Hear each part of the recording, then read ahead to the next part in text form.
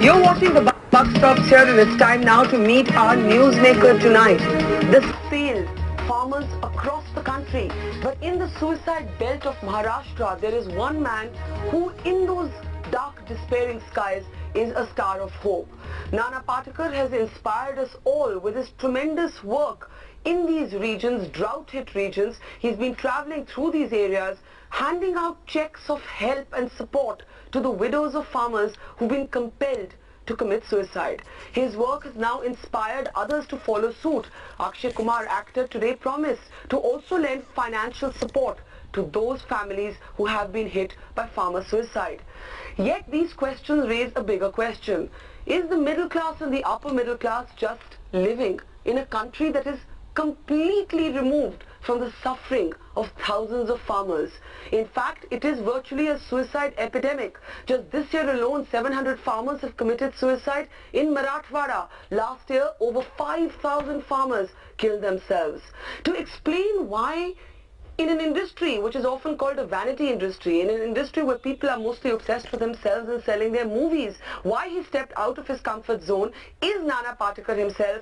नाना जी नमस्कार और धन्यवाद, आज आप हमसे बात कर रहे हैं. बहुत लोगों ने आपका काम देखा, हम सब ने आपको एडमायर किया, लेकिन ये समझना होगा कि बहुत अनयूजुअल है जो आपने किया.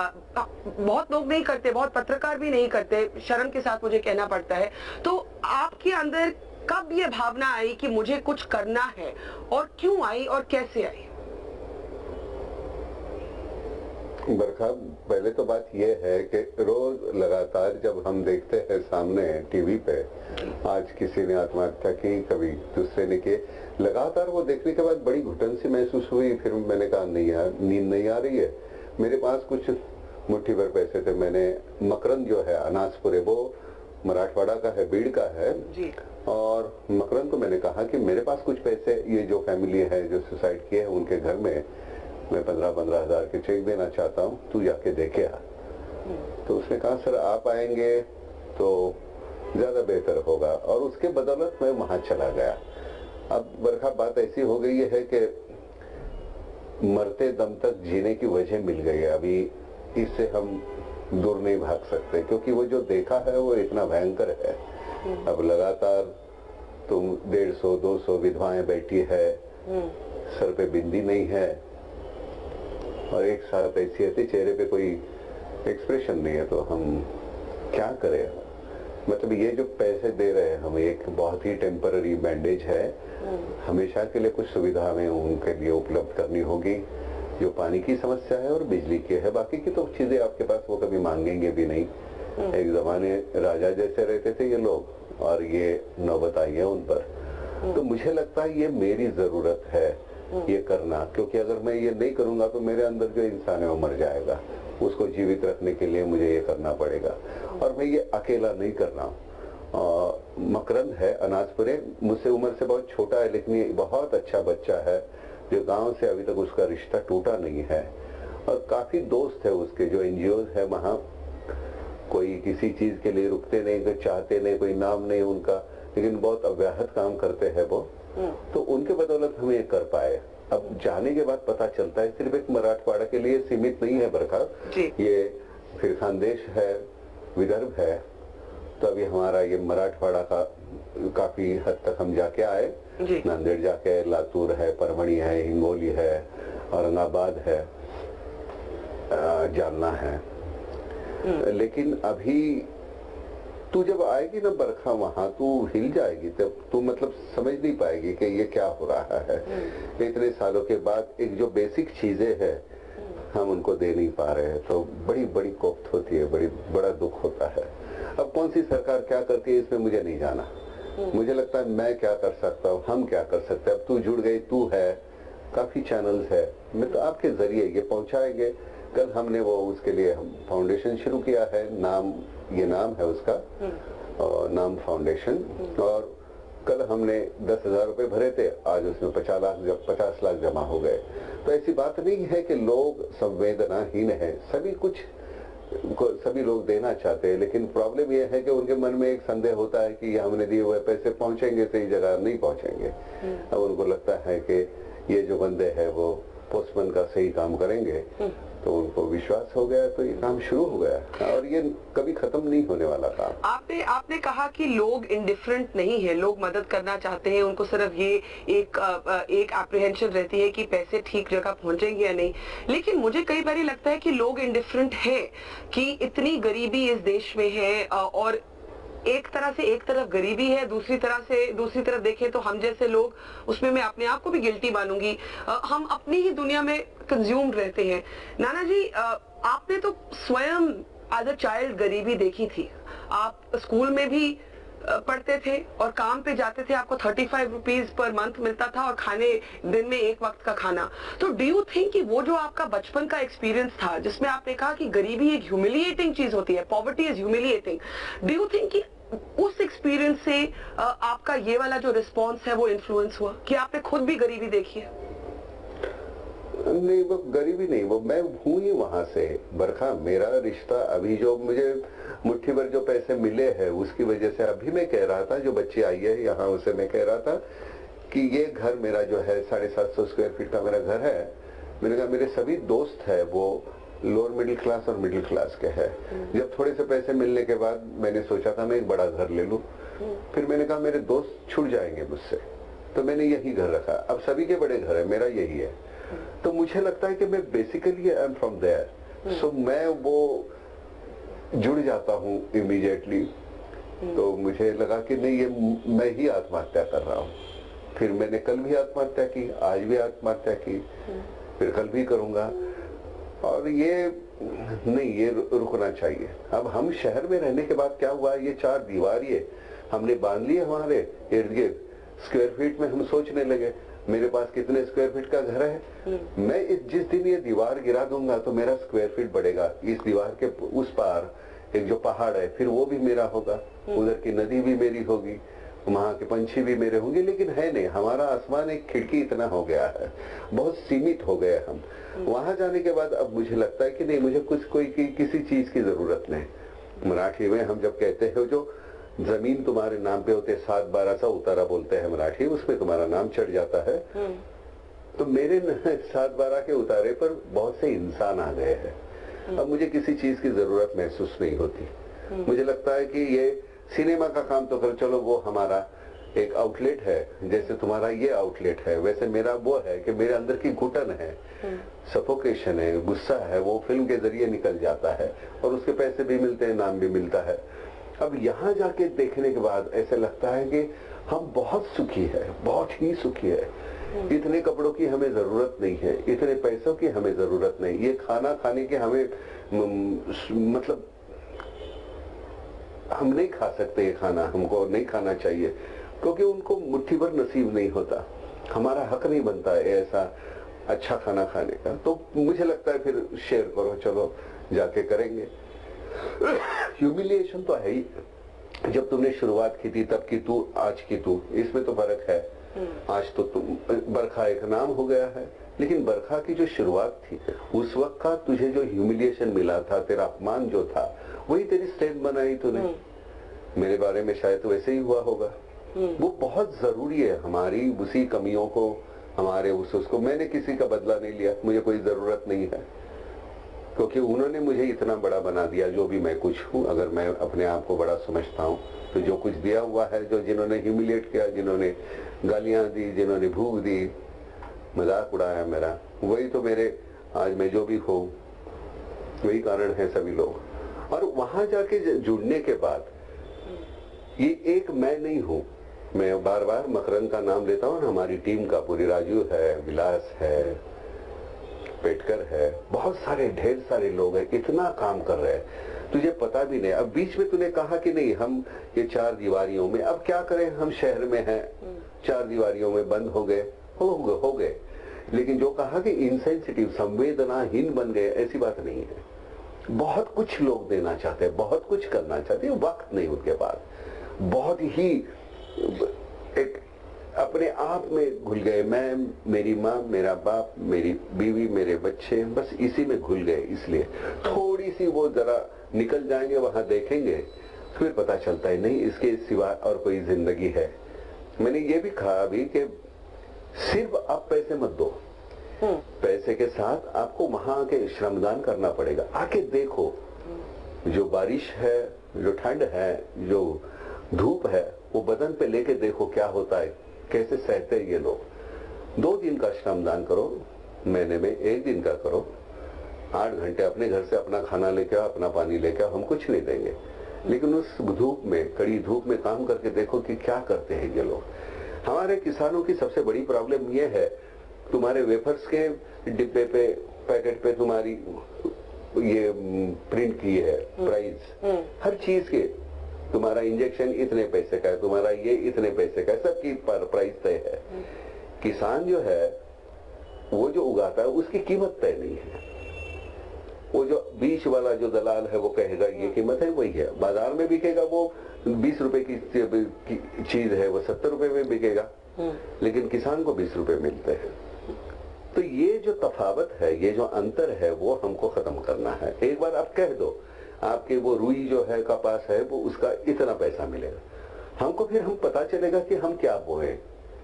एक तो हम मराठी में जिसे कहते हैं कोरडवाहू, मतलब वो जमीन जो है कि हमको बोने के बाद सिर्फ आसमान की तरफ देखना पड़ता है, हमारे पास पानी है नहीं। अगर वो आसमान अगर रूठ गया हम पे तो वो चली गई फसल, उसको खरीफ जो हम कहते हैं, फिर रबी, उसके बाद दूसरी जो फसल है। अब कितनी बार बोएंगे। मैं आज के दिनों में, मैं भी किसान हूँ, मेरी एक थोड़ी सी जमीन है, मैंने कुछ बोया है, लेकिन वहां नहीं उगता है तो उससे क्या दिल को ठेस पहुंचती है। चलो उसके वो नहीं भी उगेगा तो मुझे चलता है, दूसरे मेरे पास बहुत साधन है, ये क्या करेंगे।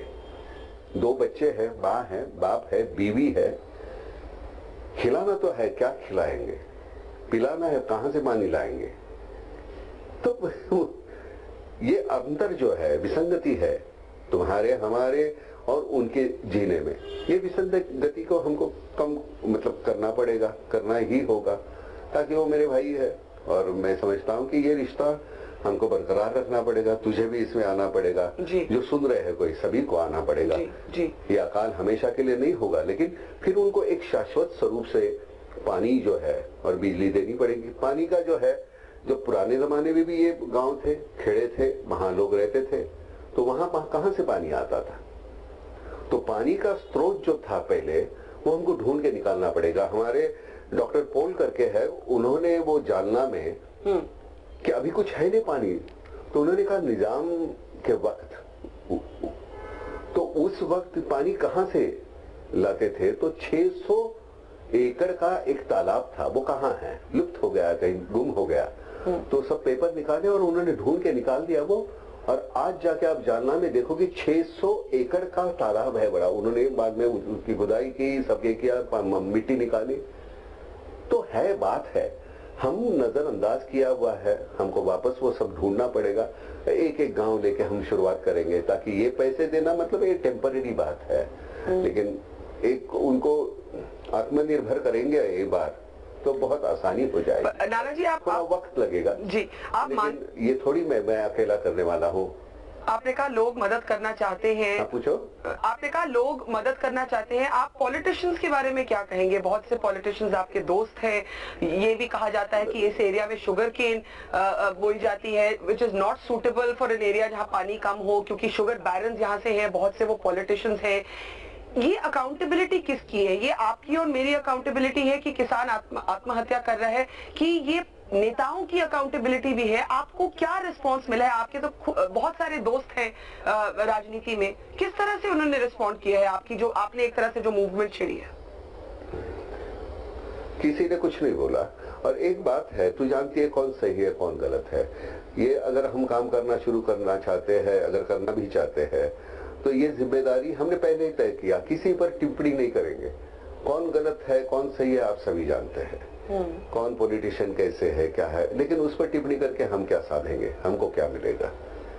हमारा जो काम है वो अलग हो जाएगा और खामखा एक दूसरी बातों में हम उलझ जाएंगे। तो बेहतर यह है कि किसने गलत किया, कौन सी सरकार गलत है, किसने क्या किया, किसने भ्रष्टाचार किया, इसमें ना जाए तो बेहतर है। और जानती है तू कि मैं कहने में मैं डरता नहीं, मुझे कोई कोफ्त नहीं होती, लेकिन बात यह है कि तब मैं नाना था, आज मैं सिर्फ नाना नहीं रहा। मुझे लगता है कि मैं इनका भाई हूँ, बाप हूँ, बेटा हूँ, अब मेरी जिम्मेदारियां बढ़ गई है। अब उन चीजों में उलझने के लिए मेरे पास वक्त नहीं है। अगर करना भी है तो कुछ मैं फिल्म के जरिए जरूर कहूंगा, लेकिन अब मुझे उसमें नहीं है, वक्त नहीं है मुझे। काफी आज तक सभी पॉलिटिशियंस दोस्त है, लेकिन मैंने उनके पास कुछ मांगा नहीं आज तक।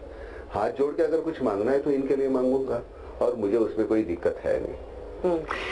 आपने ये भी एक चेतावनी दी कि हम अगर ये ना समझे कि क्या हो रहा है हमारे देश में, चाहे वो मराठवाड़ा हो, चाहे तेलंगाना हो, बहुत से हिस्सों में जो ये सुसाइड्स हो रही हैं, तो एक नक्सल वायलेंस, एक रेवोल्यूशन, ब्लडी रेवोल्यूशन भी आ सकती है।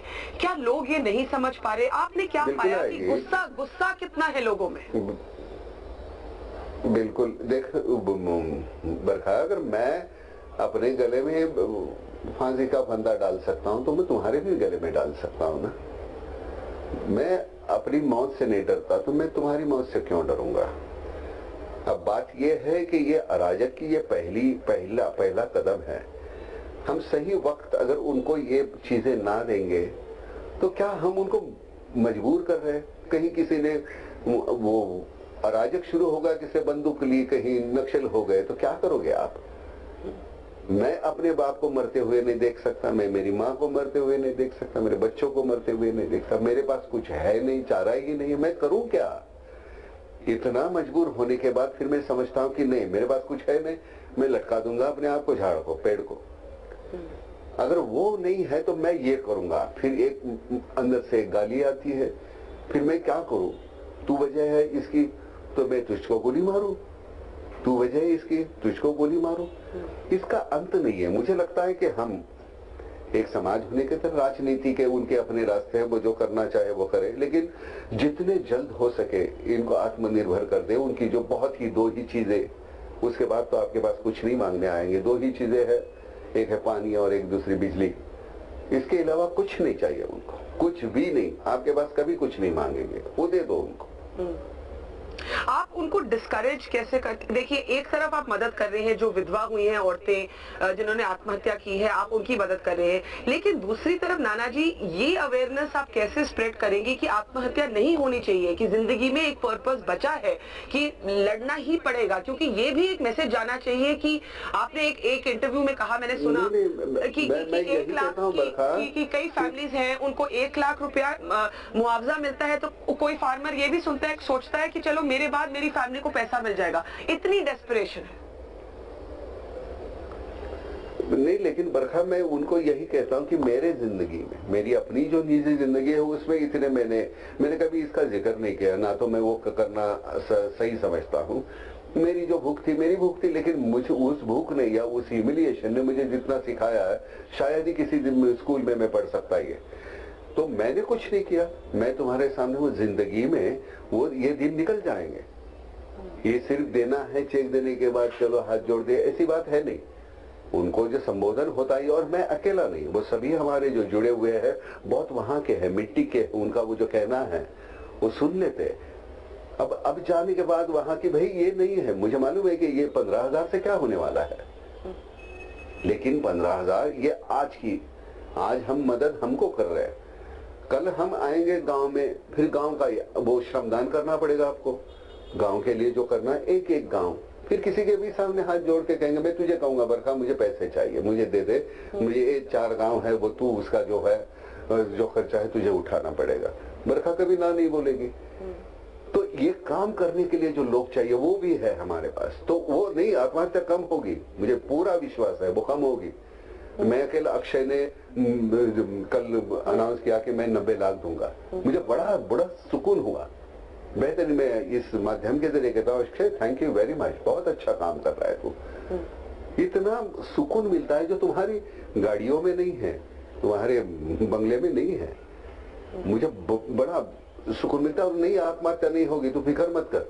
मुझे लगता है कि सिर्फ एक है कि हमारे जो भी कोई होंगे हमारे राज्यकर्ता, उनको इनके बारे में सहानुभूति से विचार करना होगा, क्योंकि हम कितना करेंगे, हमारी एक अपनी मर्यादा है, उस मर्यादा में उसी में हम करते रहेंगे। लेकिन हमारे जो राज्यकर्ता है बहुत बड़ी पैमाने पे बड़े तादाद में कर सकते हैं। जी, आपको अजीब लगता है कि एक तरफ मुंबई में है जहां पर लड़ाई चलता है कि भाई किसको क्या खाना चाहिए, मीट बैन होना चाहिए या नहीं, और दूसरी तरफ उसी प्रदेश में लोग हैं जिनके पास खाने तक के पैसे नहीं है। तो एक तरफ हम मीट बैन पे राजनीति छेड़ रहे हैं, दूसरी तरफ लोग मर रहे हैं क्योंकि उनके पास खाने के लिए कुछ है ही नहीं। ये आयरनी लगती है मुझे।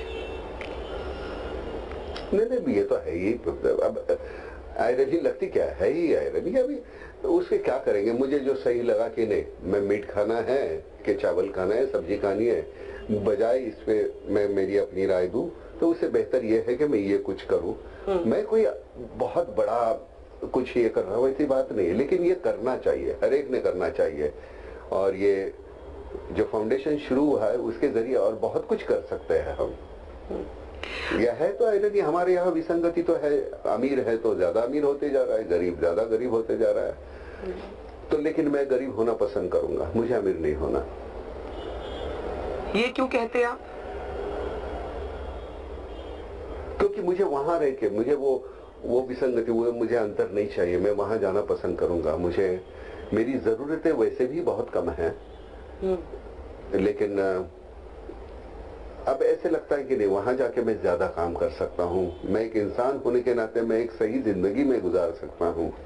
एक बहुत ही सुपरफिशियल जीने की कोई जरूरत नहीं। मेरे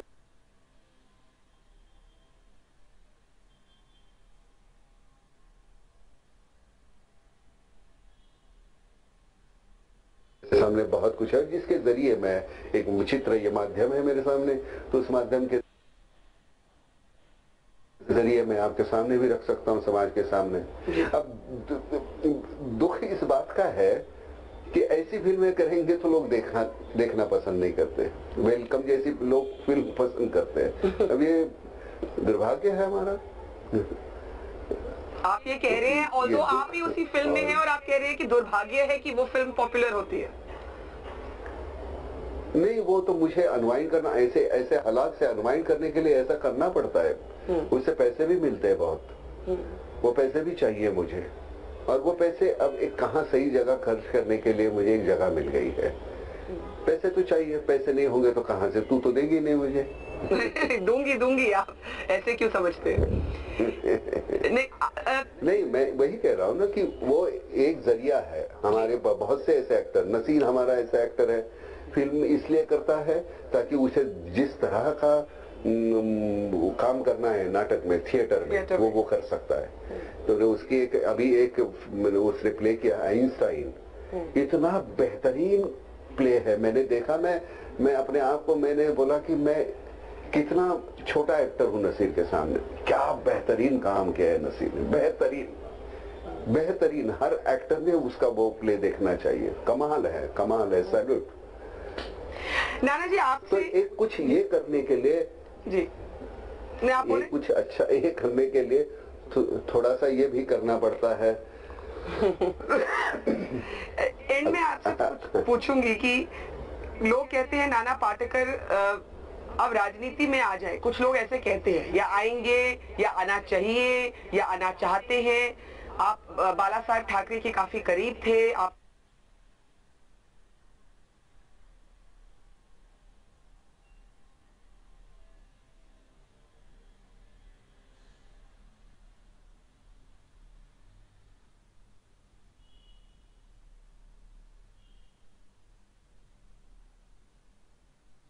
आपको ऑफर्स भी मिले, बीजेपी ने बहुत कोशिश की 2014 में करी। वो पिता समान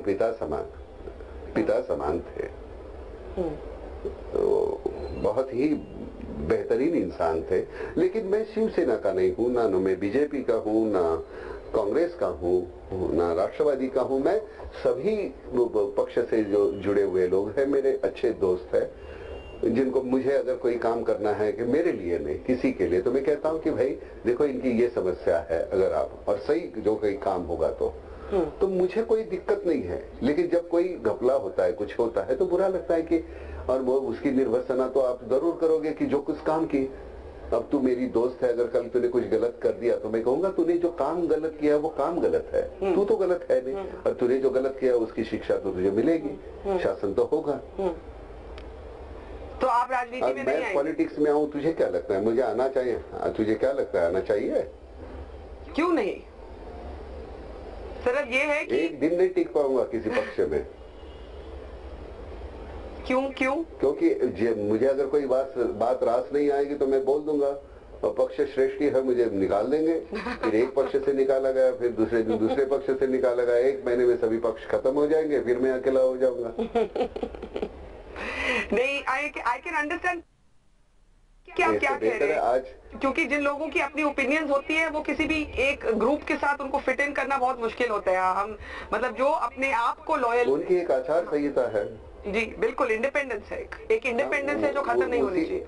उसी दायरे में हमको रहना पड़ेगा। अगर कल मेरे पक्ष की तू होने के बाद अगर तूने कोई गलती की, बावजूद इसके मुझे कहना पड़ेगा नहीं वो ऐसे नहीं, उसको ये कहना था, उसको ऐसे नहीं ये कहना था, तो तेरी सराहना करनी पड़ेगी। और तो मुझसे होगा नहीं, मैं कहूँगा बरका तू गलत है तो गलत है भाई। जी वेल नाना जी, तो चलता नहीं ना राजनीति में। नाना जी, मैं इतना ही कहना चाहूंगी कि आपने मीडिया को भी एक लेसन समझाया। हमारी भी गलती है इसमें कि जितना हमें इस पे फोकस करना चाहिए था हमने नहीं किया। आपने इंस्पायर किया हमें, आपने याद दिलाया कि इंद्राणी मुखर्जी ही नहीं, बहुत कुछ और इंसान हैं, हजारों की तादाद में जिनके आत्महत्या हुआ है। तो आई थैंक यू फॉर दैट। और मैं अपने व्यूअर्स से नाना जी आज कहना चाहूंगी that if you want to help the Naam foundation set up by Nana Patekar and his friends, the details are on your screen. You can get in touch with the NAM Foundation and do your bit to help the farmers in the suicide belt of the country. Nana Patekar, thank you so much. बहुत बहुत धन्यवाद। Thank you very much.